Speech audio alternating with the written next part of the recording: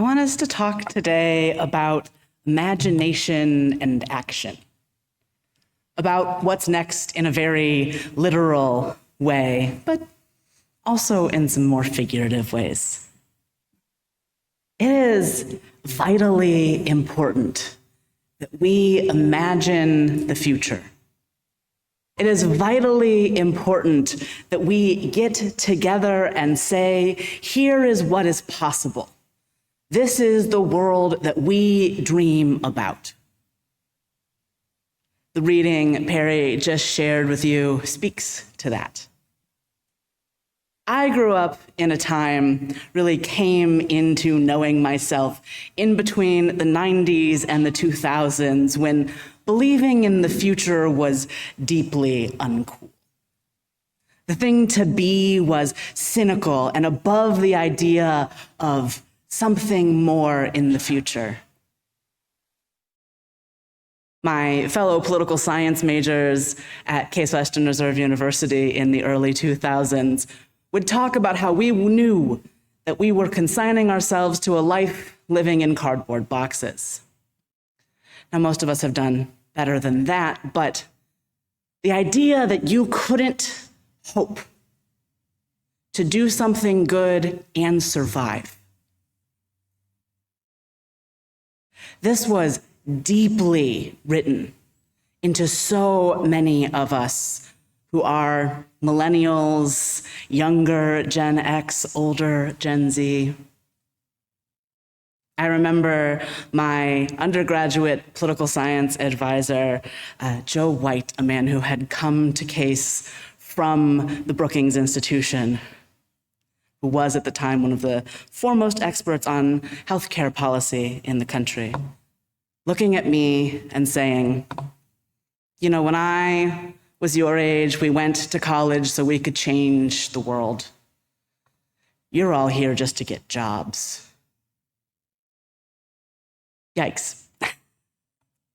I wasn't there just to get a job. I was there to try to figure out what on earth I was doing.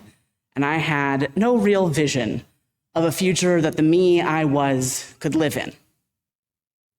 I grew up in a very small town, not the smallest I've heard of, but literally the highway ends in my hometown. It gets there and decides that there is no need to be a highway anymore. There is simply nothing happening.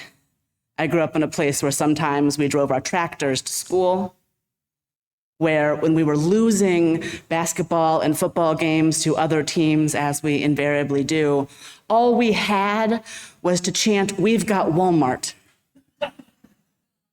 because our nearby neighbors didn't have Walmart, and because the highway ended in our town, we did. It's hard to imagine a future that you've never seen someone live in, right? Hard to imagine what it's like to go somewhere that you've never seen someone be before. I knew people who had college degrees, but mostly people who got them in their 30s so they could better do a job they already had. I knew almost no one who had a graduate degree. In fact, when I went to university and first met a person who talked to me about his grandfather's dissertation, about his grandfather's PhD, friends, I was surprised that somebody had a grandparent who had a PhD. I don't know when I thought they invented PhDs, but none of my grandparents finished high school. So the idea that people had grandparents was completely outside the space of my knowing. I live a life almost entirely of my own fantasizing and then living into. I made up this as a person that you could be in the world, because while I saw people being clergy people without the attachment to theism, and I saw people even being queer clergy people, there are no other Casey Slacks. And realistically, there are no other the rest of you either, no matter how many models you may or may not have felt you had to grow into. We're all in a moment, and I mean all of us here, but also all of us here on this planet, all 8 billion-ish of us, in a moment where the future is hard to imagine, right? Things are very literally on fire. There was a hurricane and an earthquake at the same time in Southern California last week. This is a world that is terrifying and hard to find an imagination at all in. This is a world where your imagination matters a lot. Your willingness to feed your own creativity, to believe that anything could be different, that there could be a way of living that isn't about being better than anybody else, that isn't about fighting and winning about who is the most right, that isn't about gathering stuff like if we were a collection of dragons filling our hoards, so that maybe we will have enough stuff to survive the end of the world. It takes a lot of imagination. It takes commitment to dreaming to do this. And we should be careful about what kinds of dreaming we're doing. There are types of imagining that lend themselves to complacency, right? When we imagine that things are inevitable. There is this beautiful Ursula K. Le Guin quote about how capitalism seems inevitable, but so did the divine right of kings until someone imagined their way out of it. When we imagine that things are inevitable, good things, bad things, neutral things, we squish our ability to imagine something else. There are also stories we tell ourselves that are more about patting ourselves on the back for being the most right of anyone, or for being capital G, capital P, good people, who are capital R right about the capital T truth, right? We need to imagine, but we need to remember to imagine ourselves as we can be and are, rather than perfect people who will always have the perfect thing to say and the right idea before we've ever even talked to anybody about it. I don't know about you, but the ideas my own brain comes up with range from brilliant to unrelated to reality. I am a chemical reaction that sometimes is coming up with beautiful possibilities and other times is convinced that the people who love me hate me because, I don't know, why not? Brains are complicated. One of the things I think about a lot is the kinds of stories we take in. The TV we watch, the movies we watch, the books we read, the video games we play, which all have narrative arcs that lead us through some sort of feeling, all have some sort of story to tell us. How many of you are familiar with the concept of a comfort show? Okay. So a comfort show, broadly speaking, is a show that you can go back to over and over again, something that feels comfortable, that has a narrative that you are used to, that you can use when you're feeling a little bit frazzled by the world around you, and you can just slip into that narrative and feel comfortable in that you know what is going to happen. My comfort shows are mostly kind of odd. My comfort movies are Thor Ragnarok, Birds of Prey, and the fantabulous emancipation of Harley Quinn. But one of my long-term comfort shows is The West Wing. And The West Wing is a complicated place to find comfort. I imagine many of you are familiar with The West Wing, the early 2000s drama with Martin Sheen as President Bartlett and so many other cast members who you've seen in 20 million other things now. It is a show about people who always have the right quippy thing to say, who talk faster than they walk, and do both a whole lot, who don't really seek compromise with their opponents in the legislature, but instead always have the perfect kind of condescending, correct thing to say that wins everybody over. Like I said, it's a rough place to find comfort.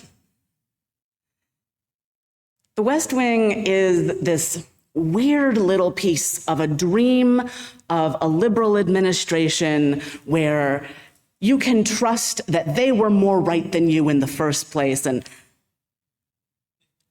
friends, I've never lived anywhere near like that. I've never met a leader who always knows the right thing to say and is worth trusting. I've never encountered people who don't compromise, who have really the best interests of everyone at heart. And the thing I hold on to the most from my love of the West Wing and from this complicated story is President Bartlett's habit of finishing something and then immediately saying, "What's next?" We finished this task, so what is the next task? I think we can do a lot better than "I was perfectly right and moral, and now I will go on to be perfectly right and moral." I think we all agree that life is more complicated than that. That finding the right thing to do, making the ethical choice, is more complicated than coming up with the right speech to gloss over all the problems in your plan. I think we've also seen in the real world how a very balanced leader with perfect speeches doesn't always lead to a transformed world. So what's next? We spent last year getting to know each other. We're still getting to know each other, but last year is over, right? We wrapped up our annual meeting in the spring. We passed a budget. I went on vacation. I'm back. What's next? In my early conversations with the search committee, I remember saying that I would be happy so long as we could have new problems regularly. That I didn't imagine we would come to a place where we wouldn't have any problems. In fact, the idea of not having problems seems contraindicated to having a vibrant community. But as long as we didn't have the same fight year after year for 3+ years, I figured I would be okay. The example I used was one from the first congregation I was ever a member of, where the clergy person had, needing someone to make a decision, decided to paint the front wall of the hall a very beautiful purple color. And then we had a fight for 2 solid years about if that was the right shade of purple. Friends, I can fight with you about the paint color for a month maximum. I can fight with you about all kinds of other stuff for longer, but I need us to have new problems. And so far, I think we're working on having new problems. I want you to take a second, though, just to think about the narratives you hold closest to your heart. My love of the West Wing reflects a desire in me to believe in a world where you could have perfect words, where you could say the right thing to get everybody on the same page, where you could just personally struggle with something enough to make it right for the group. But I don't live there.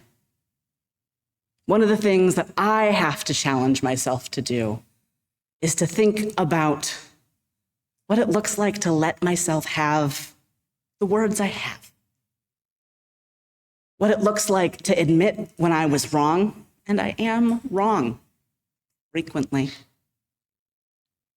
What it looks like to lead from a place of collaboration rather than isolation. To take responsibility for my leadership, but never try to do it alone.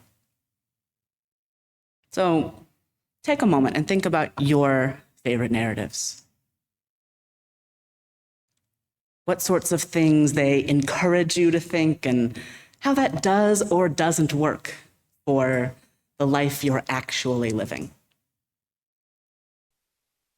I want you to hold on to whatever you've learned in that moment.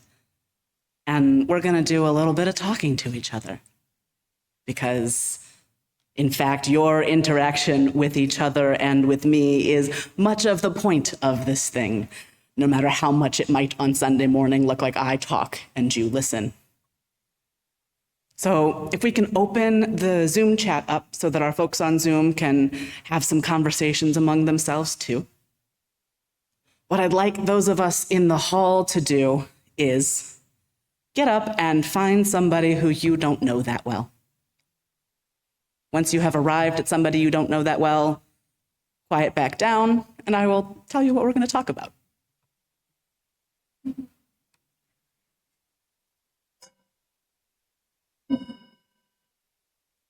I love how much you love to talk to each other. So, first, I want you to think about what you dream WES might be. So this could be, today is your first day here, and you think, well, I came here because I was hoping for this kind of experience. Hello, a bird. You could be a bird, and you could think, what I want to do is have a nice nest. You could think what I want is for us to have a nice nest for a bird out there. We actually do have space for a bird. We have a wren house, it's beautiful. You could think about a project you'd like to do, about a bigger vision of what WES could be in DC and the Montgomery County area. You could think about something little, what you would like to feel coming in here on Sunday morning, or that you would like to come in here on Wednesday or Thursday evening. Whatever it is, have a conversation together about your dreams. I'm going to give you like 5 minutes. Go.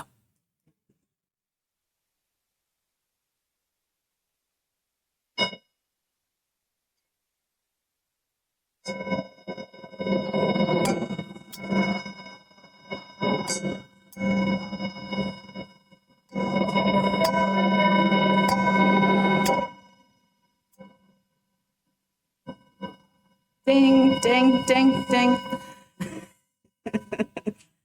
Excellent. It sounds like you're starting to have some good conversations.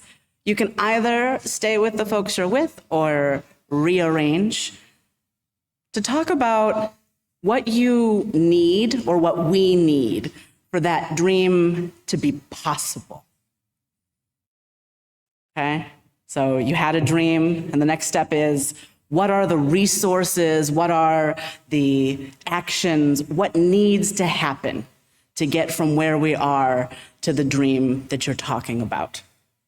I'm going to give you a very small amount of time for this, mostly in the interest of getting us out of here on time. So real quick, 2 minutes, go.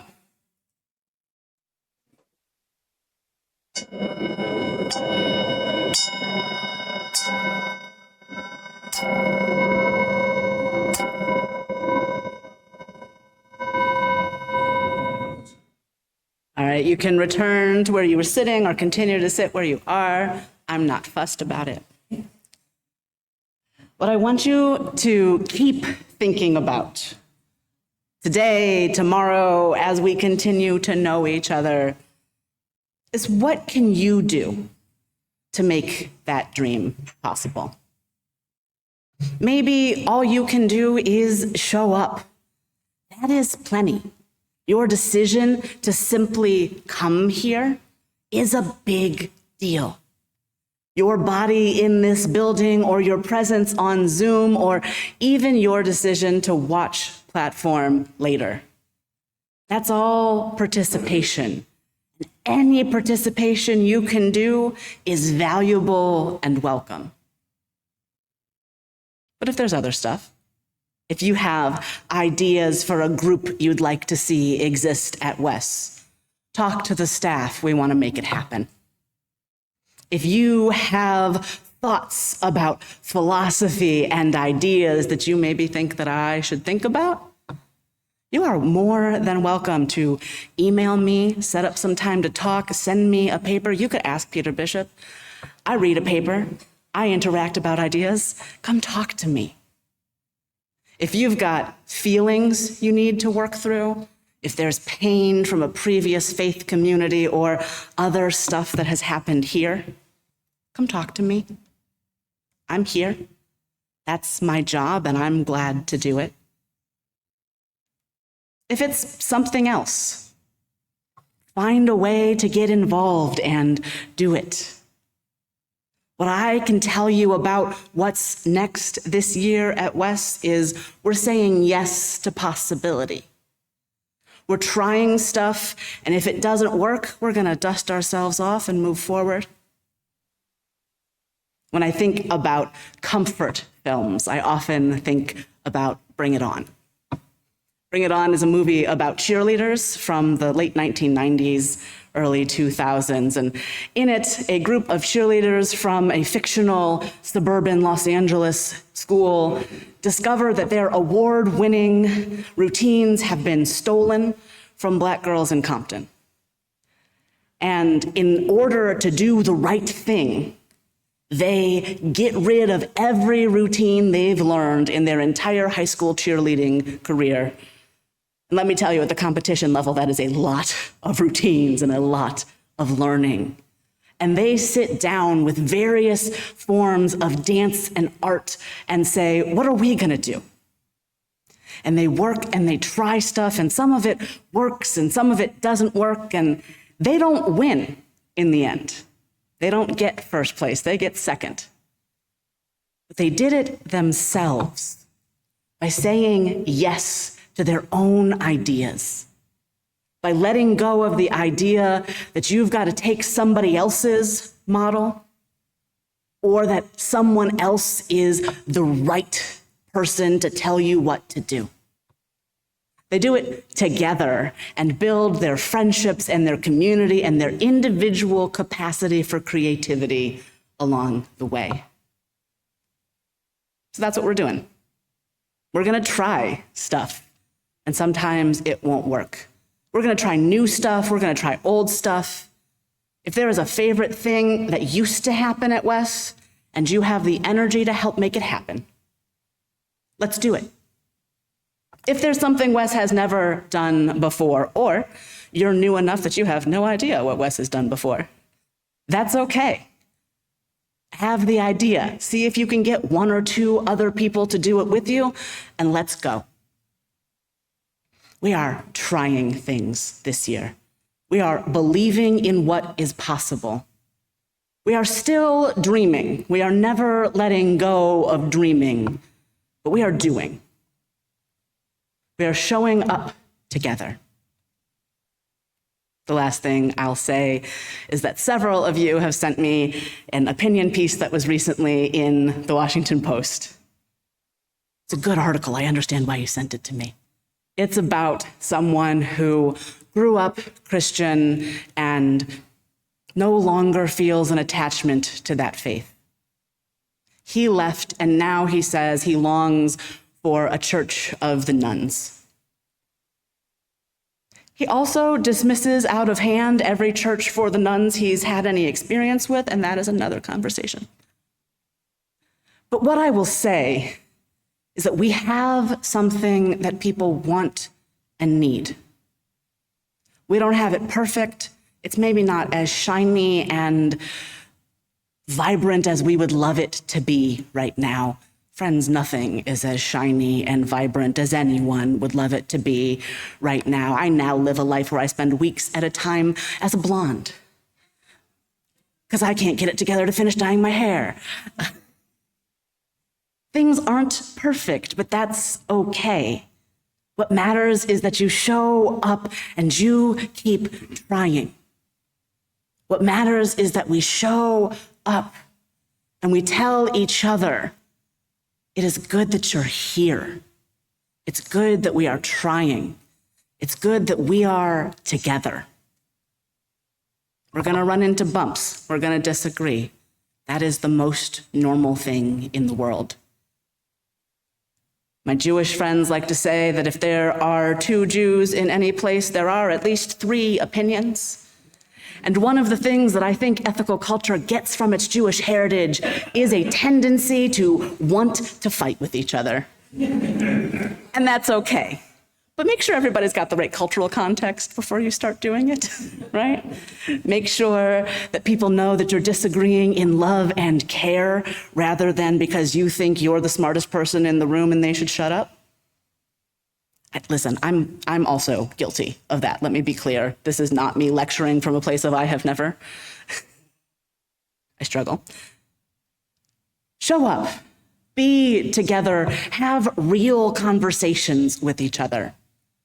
Tell your friends about this place where we are trying things, where we are open to being changed by new people, new ideas, and where we are dreaming about a future that isn't the end of the world. Y'all are great. I'm a big fan of being here. And as I look around the room, I see so many people with so many ideas and so much vibrant potential. I love it when y'all show up. I love it when you laugh together and when you think together and when you come and sit in the library with me and tell me what you've been thinking about.